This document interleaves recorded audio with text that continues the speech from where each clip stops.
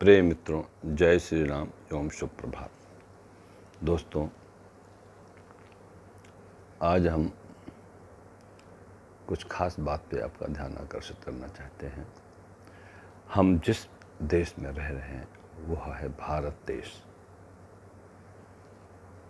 ये भारत देश इतना विशाल है और इसमें रहने वाले लोग भी अच्छे और बुरे दोनों तरह के लोग हैं। भाइयों, जितनी जनसंख्या हमारे देश की है, यह वर्ल्ड की सेकंड लार्जेस्ट जनसंख्या वाला देश है।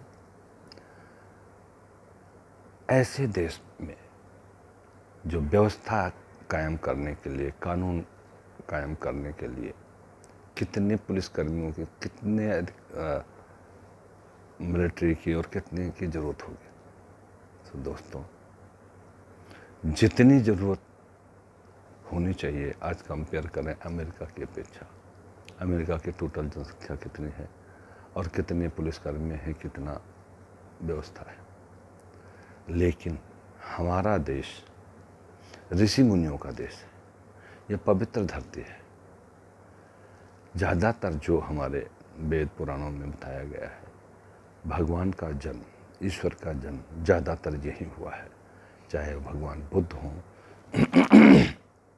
श्री राम हों, श्री कृष्ण हों, भगवान शिव हों।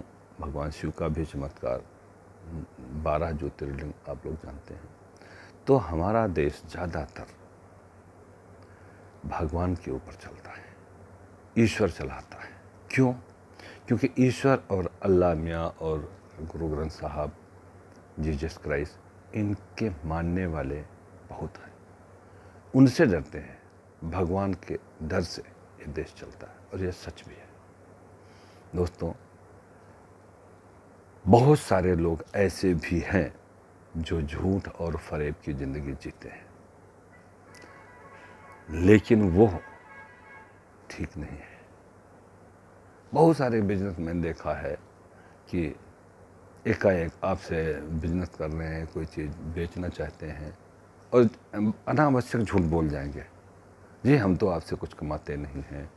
जो आराध्य देव हैं उनकी भी कसम खा लें, बच्चों की कसम खा लेंगे, परिवार की कसम खा लेंगे, माँ बाप की कसम खा लें, मेरी माँ मर जाए, ऐसा कुछ भी बोल देते हैं जो बहुत गलत है। देखिए दोस्तों, झूठ और फरेब का जिस दिन पर्दाफाश होता है उस दिन बंदा कहीं का नहीं रहता। समाज में भी उसकी इज्जत नहीं रह जाती और कानून भी उसको सजा देता है।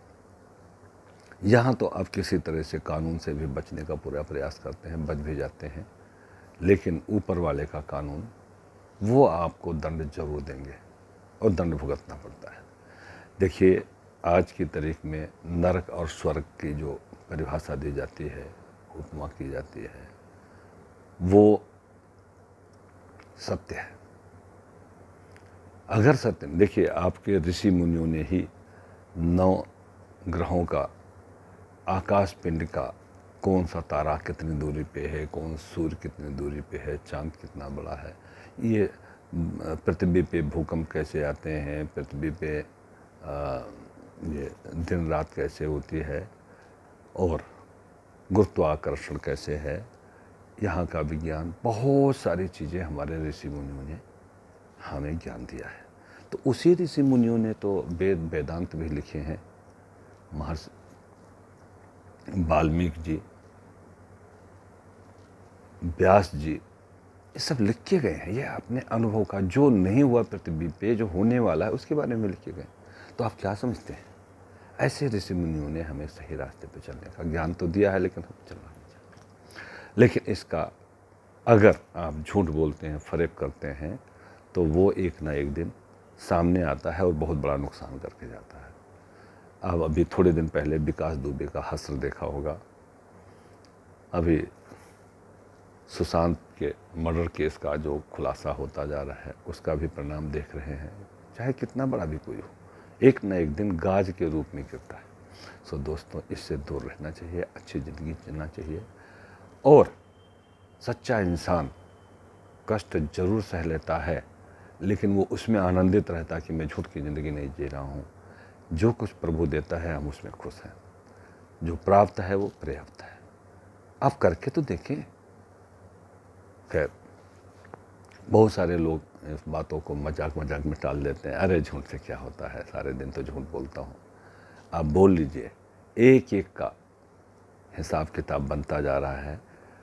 जैसे स्वर्ग और नरक होता है ना, 84 कुंड मिलेंगे नरक भोगने के लिए, वहाँ कोई छुड़ाने नहीं जाएगा, वहाँ कोई गवाही नहीं चलने वाली है। सो दोस्तों, मेरा सुझाव यही है कि झूठ और फरेब से बचें, अच्छी ज़िंदगी जिएं। कम में जीना पड़ता है तो जिएं। हमारे फैक्ट्री में कम से कम कुछ लड़के ऐसे हैं जो कम से कम तनख्वाह जिनकी है 10,000 11,000 रुपया महीना, ओवर टाइम मिला करके, कभी कभी ओवर टाइम लग जाता है तो कुछ और कमा लेते हैं। तो लेकिन वो भी हमारे से कम बड़े मैनेजर नहीं है। अपने घर की व्यवस्था वो उसके अनुसार बनाते हैं। दूध वाले को कितना देना है, राशन वाले को कितना देना है, कपड़ा लत्ता धोने के लिए कितना पैसा चाहिए, घर भी भेजना है माँ बाप, बूढ़े माँ बाप जो हैं या परिवार है, तो वो मैनेज कर लेते हैं। और जहाँ अरबों रुपया भी कमाने वाले भी मैनेज करने में विफल हो जाते हैं। सो दोस्तों, यह सब झूठ नहीं बोलना चाहिए। एक उदाहरण देता हूँ। आपने अकबर बीरबल की कहानियाँ तो बहुत सारी सुनी होंगी, उन्हीं में से एक कहानी है।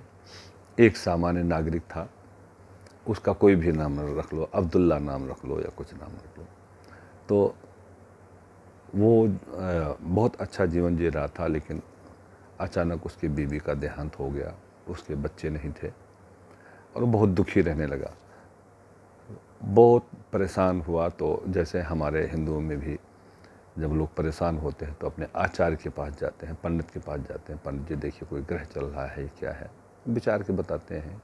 अगर कोई ग्रह चल रहा है, जैसे पितृदोष भी होता है। मैंने उस दिन बताया था कि पितरों को अर्पण करना चाहिए, तर्पण करना चाहिए और श्राद्ध करना चाहिए, उससे पितृ खुश होते हैं। अभी ये समय चल रहा है, करना चाहिए। तो जैसे हमारे में आचार्य और वो आके बताते हैं कि ये कर डालो, आपका कष्ट दूर हो जाएगा। तो हमारी जो भावना होती है अपने कष्ट को दूर करने के लिए, जब वो कर लेते हैं तो हमारा मन हल्का हो जाता है, हमें लगता है कि हमारा पाप नष्ट हो गया। ऐसे उस अब्दुल्ला ने देखा कि हम बहुत परेशान हैं, तो एक काजी के पास गया। बोला, मैं बहुत परेशान हूँ, मेरी बीवी मर गई है, कोई बच्चे भी नहीं, मैं अकेले जीवन नहीं जी पा रहा हूँ, मैं क्या करूँ।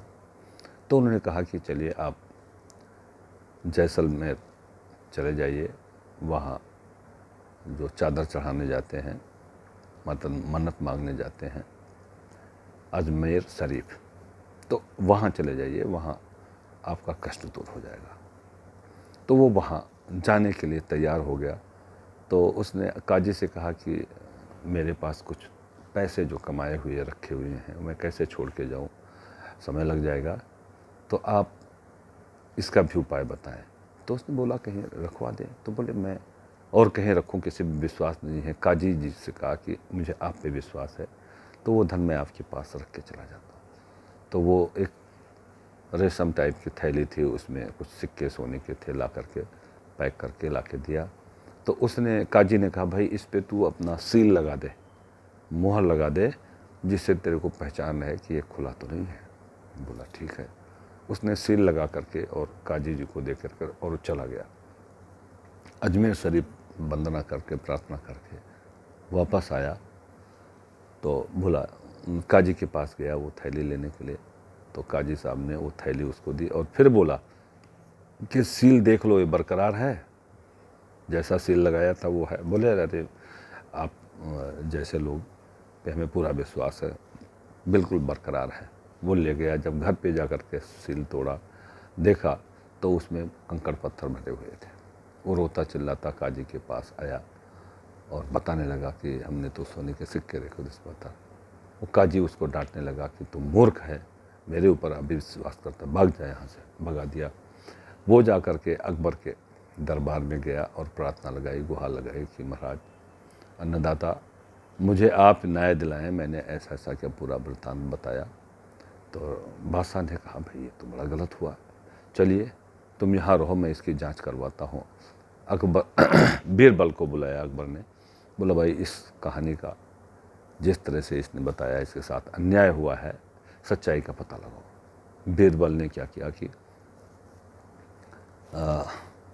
पता लगाने के लिए एक दर्जी के पास गया। बोला हमें बहुत बढ़िया दर्जी चाहिए, हमारी ये जो पोशाक फट गई है इसको ऐसा सिलाई कर दे कि पता ना चले कि ये फटा हुआ था। बहुत बढ़िया, मतलब बहुत बढ़िया चाहिए जो टॉप पे हो। तो उसने ढूंढ के पता लगा करके उस दर्जी को बुलवाया और अपने बीरबल ने वो पोशाक दिया कि इसको रफू करो। उसने ऐसा रफू कर दिया कि सच में नहीं पता चल पाया कि कैसे है। फिर उसने पूछा कि आपने कभी काजी की कोई थैली की रिपेयरिंग किया था, रफू किया था? तो उसने बोला हाँ फला काजी का मैंने किया था। बोला ठीक है। दरबार में बुलाया गया, काजी को भी, अब्दुल्ला को भी और उस दर्जी को भी, और कहा गया कि अब बुलाया जाए। तो अब्दुल्ला को भी बुलाया गया और वो थैली काजी से मंगवाई गई और उस दर्जी से पूछा गया कि ये थैली की रिपेयरिंग आपकी की थी? हाँ हाँ सर, यही थैली थी, हमने इसका यहाँ से रिपेयर किया था।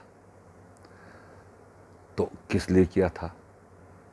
काजी ने क्या किया, उसका सिक्का नीचे से फाड़ के सिक्के निकाले, सील रहने दिया और उसका रफू करा करके उसने पत्थर मार के दे दिया था। अब ये बात साबित हो गई। तो काजी बहुत बड़ा ओहदेदार था और लोगों में बड़ी उसकी बड़ा सम्मान होता था, बहुत आदरणीय था। लेकिन जब उसका झूठ साबित हुआ तो दोस्तों पहले तो नौकरी से निकाला गया और उसको 1 साल का कठोर कारावास दिया गया। तो क्या हुआ, उस झूठ का पर्दाफाश होते बड़े पद पे बैठा रहने वाला भी बंदा दंडित हुआ। तो दोस्तों जीवन में झूठ और फरेब ना करें। जय श्री राम। अच्छा जीवन जिए।